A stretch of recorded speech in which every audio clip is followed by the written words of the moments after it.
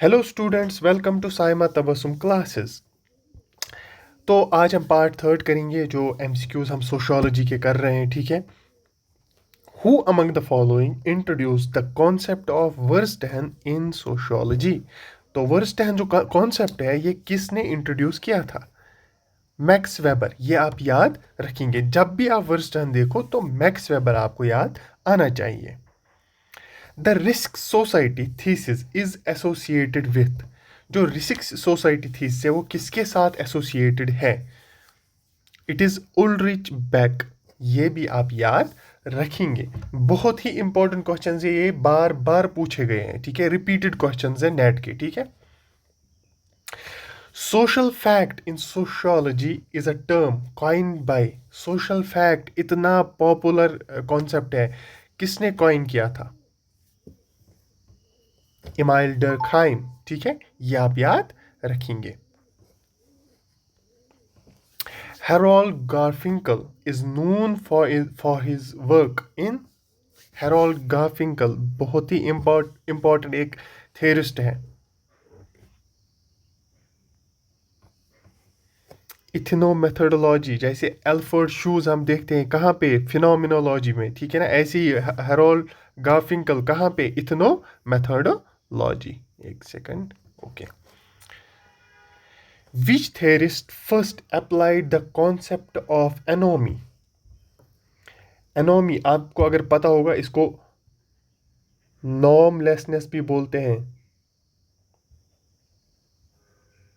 ठीक है। नॉर्मलेसनेस, email Durkheim, ठीक है। ये आप याद रखेंगे। The concept of cultural lag was first proposed by. Cultural lag, अब ये इतना फेमस कॉन्सेप्ट है, मतलब जो भी सोशियोलॉजी पढ़ता है स्टार्टिंग में ही कल्चरल लैग पढ़ लेता है, ऑगबर्न ने, ठीक है। कल्चरल लैग क्या होता है? जहाँ पे आपका मटेरियल कल्चर आगे बढ़ जाता है या टेक्नोलॉजी आगे बढ़ जाती है, बट आपका जो नॉन मटेरियल कल्चर होता है, आपके जो थॉट्स बिलीफ्स होते हैं वो रह जाते हैं पीछे ही, ठीक है। आपने बहुत बार देखा होगा, लाइक अगर हम डे टू डे लाइफ की बात करें, ऑनलाइन ट्रांजैक्शंस का अगर हम देखें, बहुत लोग बोलते हैं इस पे हमें विश्वास नहीं है, हमको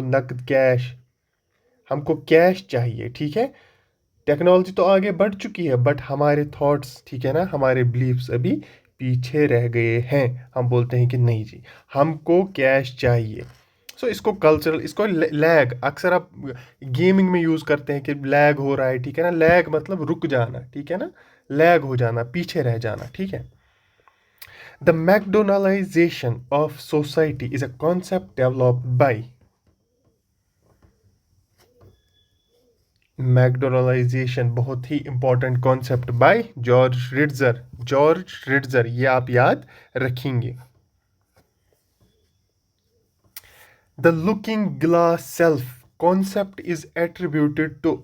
looking glass self, looking glass self, C H Cooley. C H Cooley आप याद रखेंगे, looking glass self. Who wrote the social construction of reality? The social construction of reality book किसकी है? बहुत ही इंपॉर्टेंट बुक और बहुत बार रिपीट हो चुकी है एग्जाम्स में। बर्जर एंड लकमैन, ये आप याद रखेंगे। The social construction of reality, the social construction of reality, मैं इसलिए बार बार बोल रहा हूं क्योंकि ये बहुत ही इंपॉर्टेंट बुक है। किसकी? बर्जर एंड लकमैन की। The presentation of self in everyday life, ये किसका कॉन्सेप्ट है? The presentation of self in everyday life,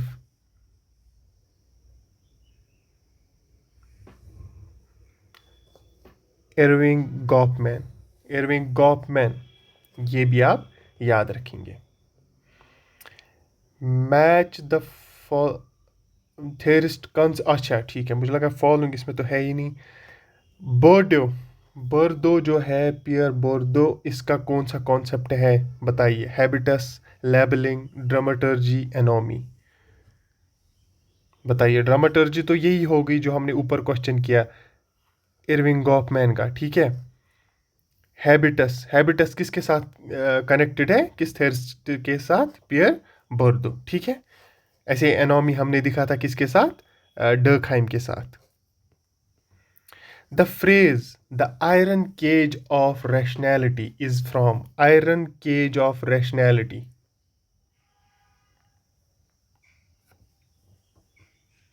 Iron Cage of Rationality बहुत ही important concept by Max Weber. Max Weber. Who is known for the indexicality and reflexivity? Indexicality and reflexivity. बताइए। Garfinkel. Garfinkel. Indexicality and reflexivity.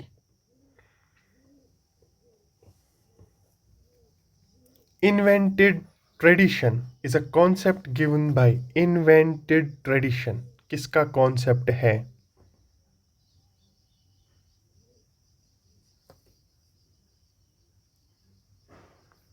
E Hobsbawm, ठीक है, ये आप याद रखेंगे। Invented tradition. Dysfunctions in social systems was theorized by dysfunctions। इस theorist का concept यही है, functions, non functions, dysfunctions, manifest and latent function. अगर आपको याद आ रहा होगा, dysfunction in social systems was theorized bye